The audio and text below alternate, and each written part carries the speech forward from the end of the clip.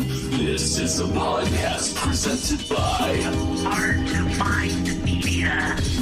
Subscribe to Hard to Find Media on youtube.com/HardToFindMedia Network. This shit is free. Share it. Blast it.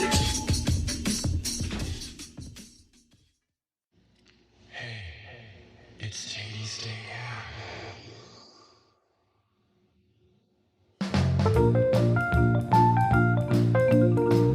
Boy, we were excited. You can sense it. I heard he had a whole block of brie last night. That's really good. Coming back to get him. What it would be like to be not on a Ferris wheel, but a great wheel. So we are now rotating. So how do you feel about buskers? I'm pretty into buskers. You are. I am. Here's the deal with salads. We'll get to the baking of a cake. It's a little boring, kind of.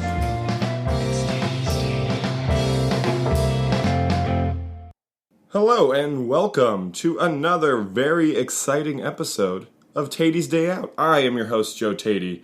This is the show where me and some guests deliver an irreverent and comedic review of all the best attractions Seattle has to offer.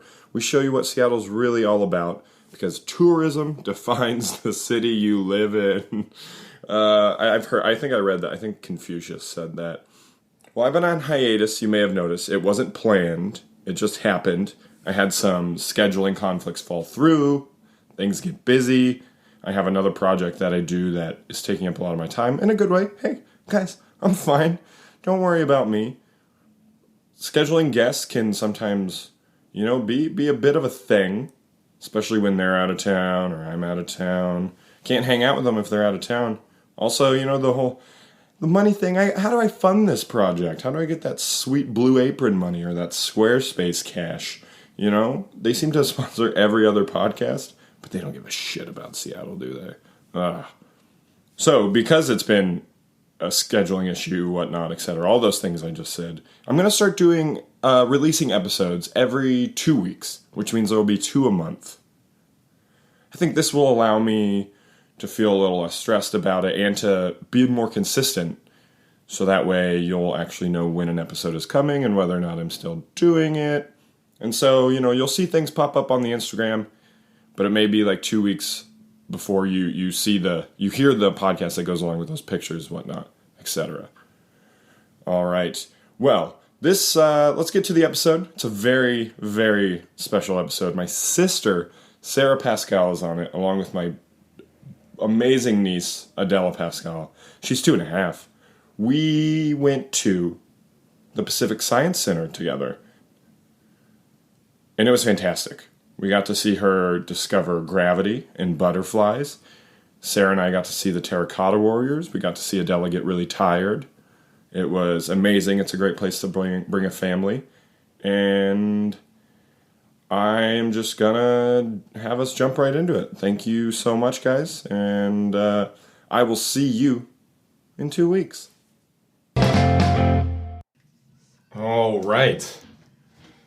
Sarah Pascal, how are you? Welcome to my podcast. Thanks for having me. You are my sister. I am. And I'm very excited to have you. We have another sister. Is this true? We do. She's the oldest of us all. Yeah. Let's give a shout out to Megan real quick. Yeah. Least funniest. Least funniest. Hey, that's true as far as I'm concerned. Right. First funniest, Joe Tady. Not true. So you are the middle kid. I'm the youngest. True. You were 5 years older than me. 5 years older. I just want to paint a picture for the listeners. Mm-hmm. Since this is, a visual medium. We are here recording together in my bathroom. And why is that? Because you are down here from Bellingham to visit me with your daughter, who's 2.5. Mm-hmm. My niece, who I love. Yeah. I think you love her too. But she has taken over the living room. She has taken over the living room. She's watching Oso, which is a cartoon about a bear. She's feeling a little tired. from a great day. She ate a lot of avocado. It's on the floor. It's all over the floor. That's fine. We have a wood floor. We got rid of our rug. Perfect timing.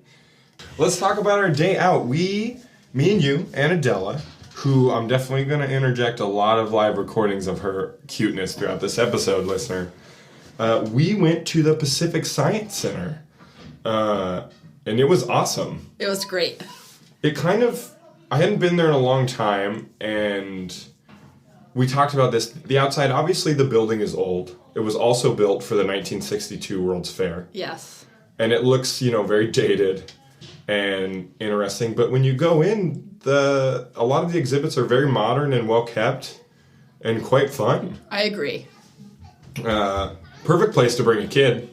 Yeah, it's kind of the perfect place for any age. I was like, this would be a fun place for a date. Right. Fun place for a family. Uh-huh.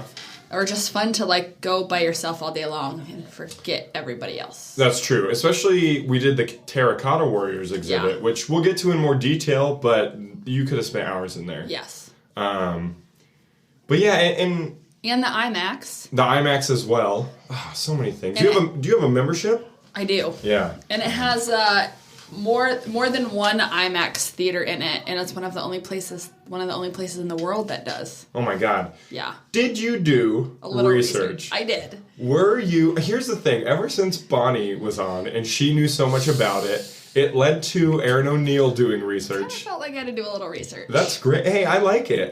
My guests are stepping up and I am not upset about it. So, the architect Yeah.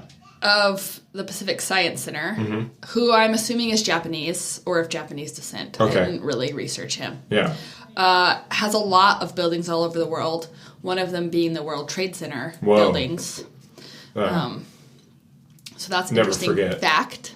Yeah. Yeah, interesting fact. Wow. For the listeners. God, so much research. Really wanted to say, hey, listener. You went deep. Yeah, for that one listener out there. Yeah. Hey, maybe. Yeah. I don't know. I haven't looked at my stats in a while. Who knows? Yeah. Thanks, Mom, for listening. I was imagining his name to be Felix Yeah. for some reason. Felix loves I love the fan mail that I get from Felix Thanks. constantly.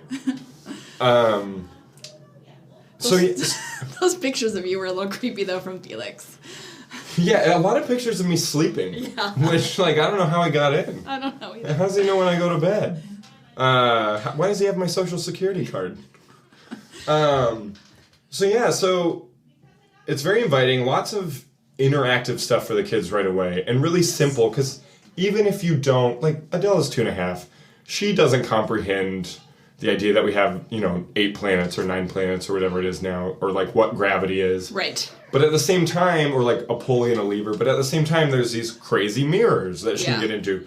And the pulley and the lever, she can just pull on that rope and watch something lift and be like, that was amazing. Even the gravity well thing, she spins that ball. She learned how a toilet flushes. She did. That was right off the bat. Right. Jumped on to that toilet exhibit. Right. They have a toilet cut in half and you can watch it. And that's the thing is, it's kind of interesting to me too. Yeah. So when you use the toilet, that's what it's doing. It's just machine. It's not a ticket, right? Is that cool?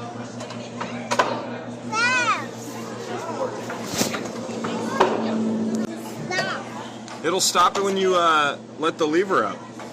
Go ahead and let go of it. Good job.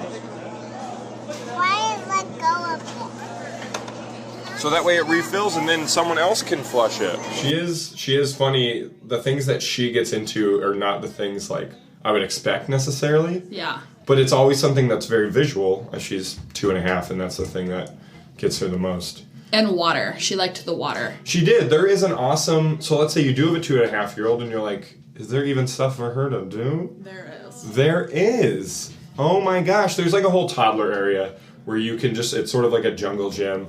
Lots of water exhibits. You can touch a sea anemone. I'm just going to say the best part of my day was that at the water exhibits, they have these smocks for the kids that are made of rubber. Yeah. To go over their heads to protect them from getting all wet. Yes. And so a few of the kids were using them. Yeah. And this one boy took his smock, scooped the water up as much as he could in his smock, and dumped it over his head. That's the opposite of what you're those supposed to do. But the best part was that myself and a few other adults in the area that were not his parent, I don't know where his parents were, right, just started cracking up. I mean, what else can you do? You can't, That's yeah. It is funny too. A lot of I noticed that a lot of the 5 or 6-year-old boys were like splashing super hard in there. Yeah, you can't help it. Yeah, no matter what, like their parents are like, hey, stop, and they're like, no, I'm not gonna stop. do it. But Adele is very well behaved. I just want to put that. Your daughter's very well behaved. Thanks. For a 2.5-year-old. Thanks. Well, I missed that smock thing because I think I was over in the area where there is like, why can't I remember? It's like a The tides? No, the tides thing was cool, but it's like a telescope. Not a stethoscope, but it's like one you would see in a submarine where it like goes up and out. Periscope. This is why you're the big kid. Yeah. You're the big sister. And you could see like all around Seattle because it goes up real high and it tells you when you're looking south and tells you when you're looking north. Also the other 2 directions, east and west, all 4. Southeast, southwest. Throw them in there. They covered them all. It was awesome. Tons of stuff to learn about the Puget Sound, like the tides. That's interesting to me. In the back of one of the exhibit areas is a dinosaur section where there's some robotic dinosaurs. And Adela like ran to it. She wanted to see it. She picked it. And then she got scared. She got pretty. I mean, I felt like if we had gone any deeper, it could have been like a more of a crying situation. There was definitely like a 10-year-old girl crying from fear. Yes. Yeah, there. But a lot of other kids were really enjoying it. And if dinosaurs are your thing, it would be really awesome to see. And there was definitely a moment where, like, I don't speak parent, where I was like, oh, no reason to be scared. And you were like, we don't say that word because why suggest it? Yeah. And I'm like, that's totally true. Like, we just don't suggest like, if you fall, if she falls and you're like, are you hurt? Like, then she's hurt. Like, yeah, then she's hurt. But if you're like, oh, get up, like... Yeah. Yeah. Okay. So but you salvaged the dinosaurs by sticking her into the The Gemini spaceship. The Gemini spaceship. Which is crazy. It's just this small capsule that fit 2 guys in it. God, it strikes me as crazy to be willing to go up into that. Like, it's so dangerous, untested, really, in most degrees. And you're just like, yeah, I'll go up into space, like, where I can only move a couple of inches either way. Yeah. So sometimes when I think about that, I'm just, it's incredible. But she loved it. It counts down to takeoff. She got to flip some switches. Yeah. I would have been interested in quite a bit more and could have spent like a whole day in each room. Yes. But having a young child does make like the day move faster. Right. There's a lot of I would have loved, there's a lot of stuff about the way light works that I always interest me, and it sort of escapes my grasp to a certain degree. But there was so much info on it, I would have also liked to stay, but I'm also happy to move it. It's so much fun to see her excited. Right. And so it's totally fine to like blaze through there. But I just want it to be said, like, I feel like you can be any age, go in there, and have a really great day. Oh yeah, there was like teenagers by themselves, like adults without kids. Hey folks, I just wanted to take a second out of this episode to tell you about a new subreddit that is awesome. And it's one of the only ones I've ever posted on because Reddit can be a cesspool, but this one's not. Seattle Podcast, our Seattle Podcasts. Man, it's great. There are so many local podcasts out there that do an amazing job on lots of different subjects. If you like watching the show Scrubs, there's one about Scrubs. There's one about local botany.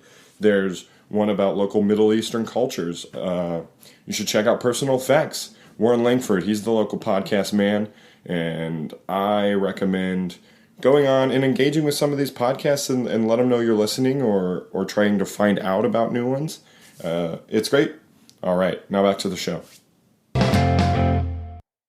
What was awesome, I feel like it's one of the more famous things about the museum is the Butterfly House. Yes. Which has been there for a very long time. And someone before I went in, I told them I was going to this exhibit, or to the Science Center, and he was like, oh, the Butterfly House is so run down and terrible now. I thought it was fine. I thought it was so fun. Yeah. It was great. Adela also had some hesitancy. Yeah. The butterfly flew directly at her. Almost immediately when we got in there. And she kind of took a step back. Yeah. And then... Yeah. But she that also... guy came up and was like, the butterfly's saying hi to you. Yeah. I thought, the guy who worked there. Yes. I thought that was very nice. He was sweet to her. Yeah, he was very sweet. Kept flapping he was really into flapping his hands like a butterfly. Yeah. Just like, I don't know if you need to do that. But he's probably in there for hours a day. I know. And it's hot. It's so hot in there. I could stay there longer too if I had taken off my sweatshirt. Yes. And But she was good at it. It's always kind of nerve-wracking bringing a kid in there because you have to be really gentle with everything. Yeah. But she was also great. She only smashed like 3 butterflies. Yeah, she killed very few. Yeah. There was that one really rare one, though. That was... I felt the a last, little bad about... She made that kind go extinct. Yeah. Which, it's cool. You only have to pay a $500,000 fine. She's 2.5. Yeah, that's fine. Whatever. She can pay it off over the years. No, that was really fun. And, God, those animals are beautiful. Insects are beautiful. Yeah. They also had some... What I don't like insects. And there's, like, a cockroach exhibit and... Then there were naked mole rats, Yeah. and those were fun. Yeah. And they were, like, climbing in all these tubes and sleeping stacked up on each other Yeah. in, like, a boa constrictor. Do you remember when we had gerbils as a kid and one of them ate the other one? It did not. Yes, one of them, the female started eating the male's back and it got infected and we had to Their get rid names of were them. Penny and Mr. Gerbil Man. I was very young, but I do remember the gerbils. Penny and Mr. Gerbil Man. We also had turtles. Yes, we had 3 turtles. Samson, Cleo, and Elsie. And so we each had one. Mine was Samson. Which one's was yours? Cleo. Cleo.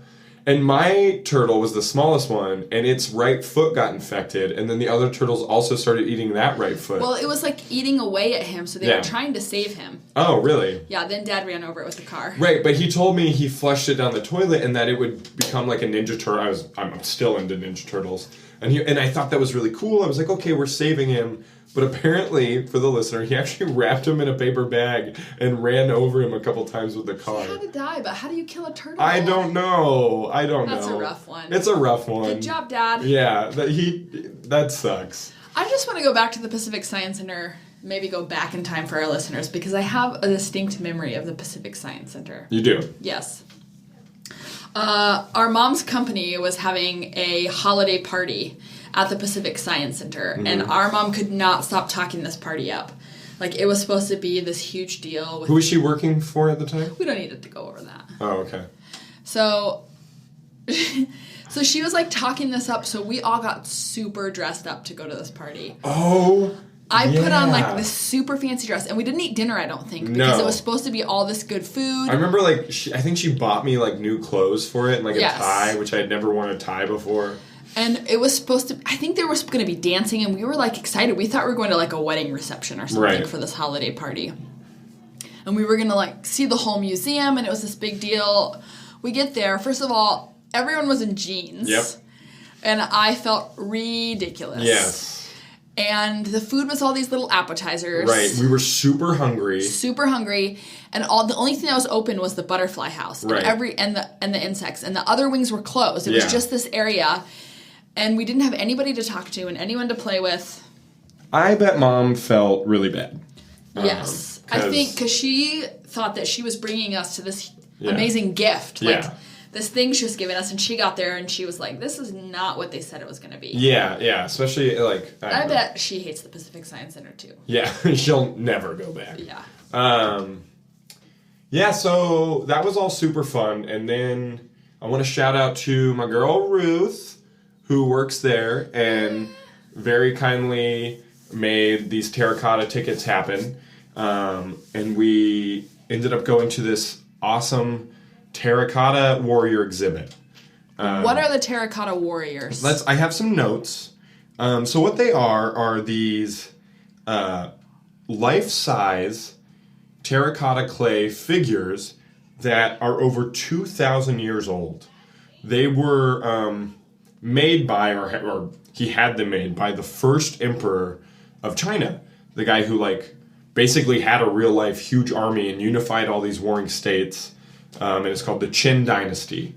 And it was about, like, 2020 BCE, I never know. He died in, like, 210, BC. They weren't discovered until 1974. Yes. By these farmers who were just digging. And they're assuming Yes. that there's like 800 of them? 8,000. 8,000 Yeah. of them? They're assuming there's 8,000 of them. And they've dug up some 2,000 of them. Warriors, horses, and chariots. Yeah, like crazy amounts Yeah. of different stuff. Some they can't move. Some, like, these were real ones. There were some replicas there, but they had 10 real ones and 1 real horse.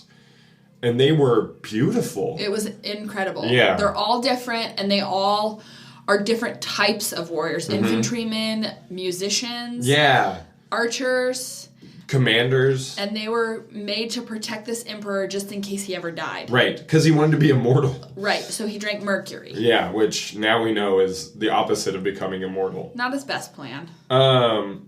So just a few continuing awesome facts about this. It took over a decade to make these things, mostly made by an army of workers that were estimated about 700,000, some forced laborers, criminals, slaves, conscripts, but like overseen by these artisans. Because the first emperor of the Qin dynasty was Qin, it's spelled Qin, so I keep doing that, but it's the Qin dynasty, was the first one to sort of like build more roads and administrative infrastructure, like fund public arts. And that was one of the awesome things about this exhibit, was learning so much about China and how tied into these things, like these terracotta warriors it was. I just found it immensely interesting. And at the time, Adela was very tired. Yeah, I feel like you could spend a whole day just at the Terracotta Warriors exhibit. And So much info. It went on and on and on, but in a good way. Yes. It's only like, I think it's like 20, regular tickets are like $20 to $24 or something. Yeah. More or less with a membership. It's worth it. Yeah. I would say, like, if you're interested in that stuff, it's totally worth it. It is very cool. Really interesting to hear that they're still finding stuff. Like, they are 4 years. Digging. Yeah, still digging. They haven't even reached the center. There's certain things they're afraid to open because they don't know if there'll be toxic gases in there, which is known to happen.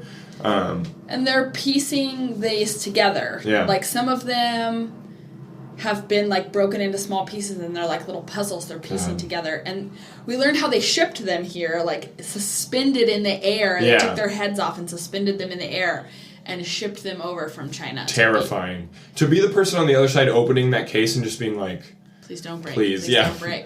Or the pilot being like, turbulence, no turbulence. Exactly. Yeah. There was also some interactive stuff in there, and I spent probably like 10 minutes with Adela building these terracotta warriors. They had like all the different pieces, the torso and the neck, and we probably built 6 different ones. That's fun. Building them, and they were like magnetic. And there was a lot of other stuff. I saw so many different people in there having fun, like some colleges doing tours. They show in detail how workers would make the warriors too, which is cool because it's not just like, hey, here's a warrior. Right. They have so much information that they've found out over the years, and it spoke to like the Qin dynasty creating certain forms of standardization of how to make things, like in molds, and to make it go faster. Like doing this was like, how do we do this faster? And so it's almost like in a way when interchangeable parts came around in like, late 1700s or 1800s, and how much that changed manufacturing. Like this also had a huge impact on types of manufacturing of the time. And I love history. Listeners know I always gush about history. And that's one of the things I love about this podcast. And so it was so much fun for me to see these things. Not Sarah, though. She hated it. I loved it. Oh, right. Sorry, I wasn't listening. Yeah, it's definitely worth it. Did you notice that we say definitely a lot? Definitely. I love doing a podcast, but I hate editing it. Yeah. Because it took me a while in my old one to get used to hearing my own voice and to hear me say specific words all the time. And other guests will text me and say, I can't believe I say this so much. Like, someone was like, I say totally every sentence. Or, etc. At least we don't say like all the time. I have to get at it. I do that, and I have to remind myself not to. For a while on Accidents on Purpose, I had a sign next to my mic that would say, don't say like and don't say yeah.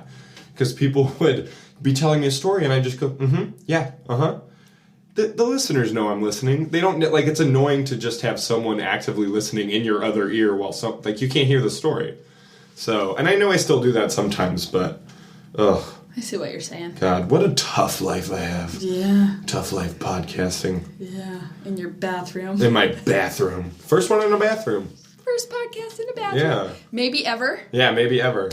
Could be the first one ever. Yeah. We could be making history right maybe here. The last. Hopefully the Maybe last. you... I feel like I don't know if I'd be comfortable bringing anyone, but I don't know if I'd be Just any old guest? Just any old Yeah. guest.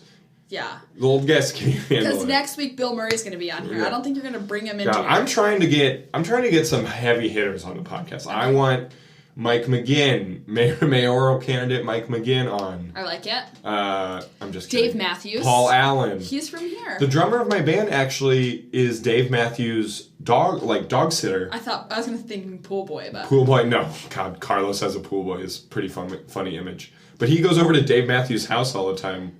Did he ask Dave to be on your podcast? No, he rarely sees him, but he does bring up that he's peed in his toilet, and he feels weird about that. How many dogs does Dave have? I think one. Oh, fun. But he goes, obviously he's out of town a lot, Sarah, on the road. Well, if Dave Matthews is listening to this podcast, we would really love for you to be a part of it. Yeah. I'm going to put that out there for my brother. Hey, hopefully we just crash into him sometime. Do you think Dave Matthews pays a lot in insurance premium after the Crash Into Me song came out? Possibly. Yeah, you think his Possibly. insurance rates went up? That's actually a joke I've had for a while. It almost never gets good reactions. That's because you had to explain the song. Like, right. If people don't know. If they don't know, that's right. Yeah. The other thing I want to say is that I couldn't march for science. Oh, yeah. So I felt like going to the Science Center was really sticking Supporting it to the man. science, yeah. And I felt good. It did feel good. There were a ton of people there. Yeah. It's a huge place, so much to do, so great to see all those families out there. Pacific Science Center for the win. Yeah, especially after doing the monorail for the last one, where it was like, what do I say about it? Like, it's so underwhelming. I was like, this is great. We did not get any souvenirs, though. That's true. That's true. We did not, but they're also... The memory is my souvenir. Yeah, I believe you were like, Adela, do you want a terracotta shirt? Oh, it's $20. And you're 2.5. Yeah. It'll be destroyed Exactly. in 30 days. You'll get avocado on it. Well, I think that wraps it up. Do you want to invite Adela in? Let's see if Adela has anything to say. Adela? Adela, can we talk to you for a moment? What are you doing? We're making a recording, and this is the microphone. We're talking about how we went to the museum. Did you have fun at the museum? Yeah. Can you say, I love the Pacific Science Center? I want to go out. You want to go out? Is there anything you wanted to say about when we went to the Pacific Science Center to Uncle Joe? Did you have a favorite thing? Did you like the butterflies? Yeah.